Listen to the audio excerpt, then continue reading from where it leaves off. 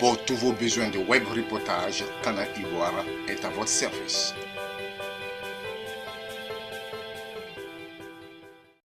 Que pouvait bien vouloir dire finalement cette notion d'expérience client, mais avec une difficulté qui était que les auteurs s'étaient beaucoup inspirés d'exemples, j'y reviendrai, assez, on va dire assez particuliers, et que finalement d'autres secteurs d'activité avaient un petit peu du mal à se transposer, à se dire mais finalement moi ce truc-là, en quoi ça me concerne, en quoi ça me parle.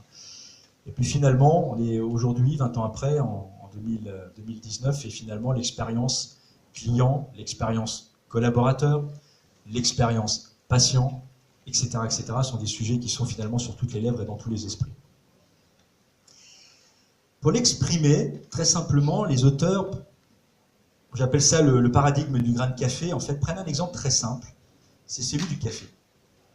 Et ils nous disent finalement, le café, à la base, c'est une matière première, c'est une commodité qui est ici, qui se vend à un certain niveau de prix. Le café, on va pouvoir commencer à le conditionner, et on va passer à l'ère industrielle, et on va pouvoir commencer à vendre en fait quelque chose de beaucoup plus élaboré, on va pouvoir le stocker, on va pouvoir le distribuer, on va pouvoir le gérer un petit peu différemment. Troisième niveau ici, on rentre dans l'ère du service, que j'illustre ici avec une petite tasse d'une marque italienne bien connue. C'est-à-dire on rentre encore dans une autre dimension et le prix continue de grimper. Et puis les auteurs nous disent, il y a 20 ans, mais finalement, pour eux, on était en train de rentrer dans une nouvelle ère de l'économie, qu'ils ont donc appelée l'économie de l'expérience, et que j'illustre toujours dans cette logique du grain de café, avec deux marques emblématiques qui sont nées l'une et l'autre il y a un peu plus de 40 ans, presque 50 ans maintenant, une en Angleterre et l'autre aux États-Unis, à savoir Starbucks d'une part, et Hard Rock Café d'autre part. Et sur un concept où effectivement, cette fois, c'est plus une tasse de café qu'on vend, c'est une expérience. On consomme toujours des burgers ou des tasses de café à l'intérieur de ces enseignes, mais le prix est beaucoup plus élevé puisque ce qu'on nous vend, c'est bien plus qu'une tasse de café ou un burger, c'est effectivement une expérience. Dans un cas, c'était de retrouver finalement et de revaloriser le café, sa provenance, sa qualité, dans ce qu'on a appelé des tiers-lieux, c'est-à-dire des cafés où on pouvait se poser pendant 1 heure, 2 heures, 3 heures, on avait du wifi, on se sentait bien, on pouvait recevoir des proches, et on pouvait passer un moment. C'était bien autre chose qu'une tasse de café. Et puis dans l'autre cas, Hard Rock Café, effectivement de pouvoir déguster son burger ou son café dans à chaque fois un musée où sont exposés des instruments de musique, des vêtements, de grandes rockstars célèbres, et donc de pouvoir effectivement consommer dans cet univers un petit peu partout. Voilà, bonjour Monsieur Benoît. Bonjour. Vous vous présentez? Alors, je m'appelle Benoît Meronin, je suis le directeur général de la société Care Experience, qui est une filiale du groupe Tom+, et je suis également professeur à Grenoble, école de management. D'accord, aujourd'hui vous êtes en Côte d'Ivoire pour une conférence sur l'expérience client. De quoi s'agit-il en quelques mots? L'expérience client, c'est quoi? L'expérience client, c'est finalement une manière de conceptualiser ce que nous vivons tous dans notre quotidien de clients ou d'administrés ou de patients quand on est à l'hôpital, c'est-à-dire notre vécu et ce qui fait fondamentalement à travers tout le parcours que nous allons vivre en amont, pendant et après finalement le déroulement de la prestation, tout ce que nous allons vivre, ressentir, éprouver, percevoir, et qui va nous marquer et nous laisser finalement une trace qui peut être positive ou moins positive. Et finalement cette notion d'expérience client, c'est une manière de conceptualiser finalement tout ce parcours client et une manière finalement d'apporter aussi des éléments de structuration et des points de repère pour faire progresser, pour améliorer finalement cette expérience client. Alors, dans votre exposé, vous avez dit que le concept dans les débuts n'a pas été bien perçu. Quelle est la différence par rapport à ce qui existait par le passé? Oui, c'est une très bonne remarque. C'est vrai qu'il y a finalement une vingtaine d'années, quand on a commencé à parler d'expérience client, les gens ne comprenaient pas le concept. En fait. On pensait que c'était réservé à quelques métiers, quelques entreprises un peu emblématiques. À l'époque, on parlait beaucoup de Hard Rock Café, on parlait beaucoup de Disneyland. Voilà, on parlait beaucoup de métiers où finalement on était dans le monde du divertissement, dans le monde, je dirais, assez naturellement de l'expérience, puisque quand on va chez Disneyland en famille, c'est bien pour vivre en fait cette expérience-là. Et puis progressivement, dans les années 2000, c'est quand même imposé l'idée, petit à petit, que cette notion d'expérience, elle ne se cantonnait pas en fait à ces quelques métiers particuliers.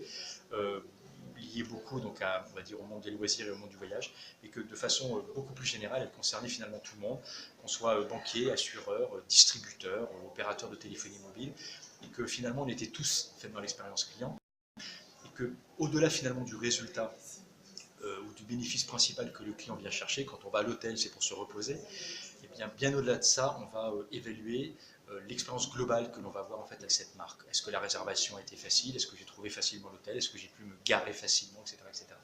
Et finalement, cette manière d'envisager non plus simplement la prestation au sens un peu étriqué du terme, mais beaucoup plus globalement l'expérience que l'on fait vivre aux clients, cette conscientisation-là s'est faite progressivement dans à la fois une logique de diversification et de différenciation, c'est-à-dire que finalement les entreprises avaient du mal à se bagarrer finalement sur leur cœur de métier, la qualité finalement de la literie, hein, si je résume quelque part le métier hôtelier, et donc d'aller rechercher finalement dans l'expérience client de manière beaucoup plus globale comment finalement aller chercher de la différenciation.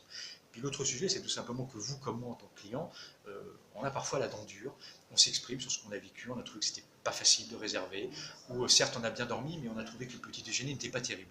Et donc finalement, le retour client, le feedback client était là aussi assez dur, et donc c'est aussi imposé l'idée de se dire il faut qu'on travaille sur cette satisfaction client, avec cette appréhension beaucoup plus globale par rapport à l'expérience qu'on fait vivre au client et parfois qu'on lui fait subir, et donc là aussi de se dire il faut faire progresser cette satisfaction, et pour la faire progresser, il faut avoir une vision toujours, encore une fois, beaucoup plus à 360 degrés finalement de ce qu'on lui fait vivre.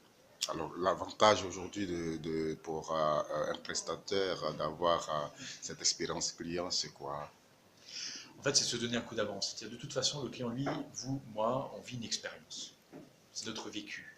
On va au cinéma, on voyage, on va au restaurant, on va à l'hôtel, on suit une conférence. Tout ça, c'est des expériences. Et finalement, notre vécu, on va l'évaluer. Et soit on va l'évaluer de façon positive et on va recommander cette expérience, ou voire même on va avoir envie de la revivre, si je parle de fidélisation.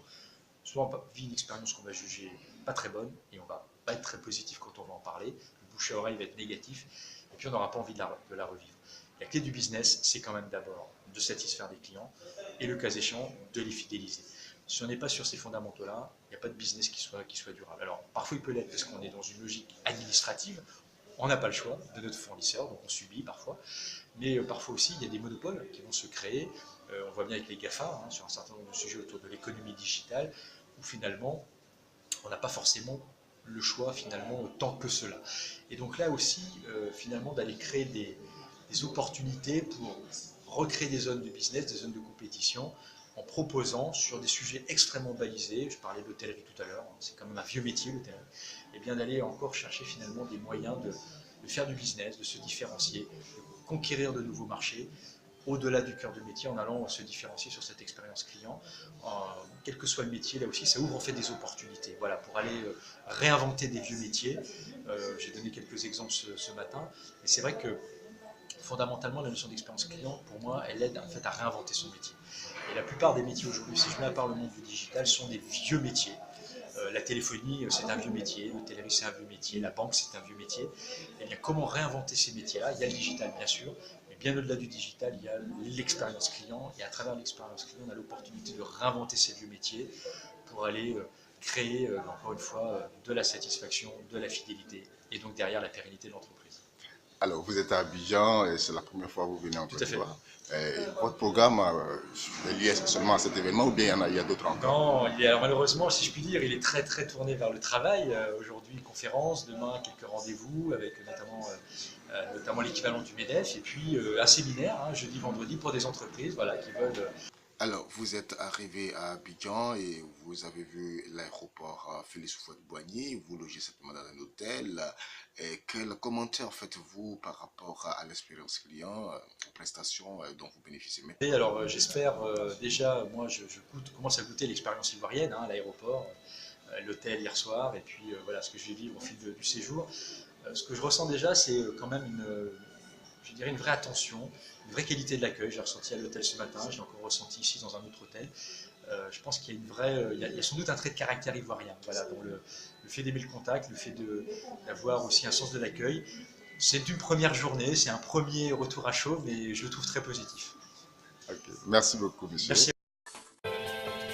Pour tous vos besoins de web reportage, Canal Ivoire est à votre service.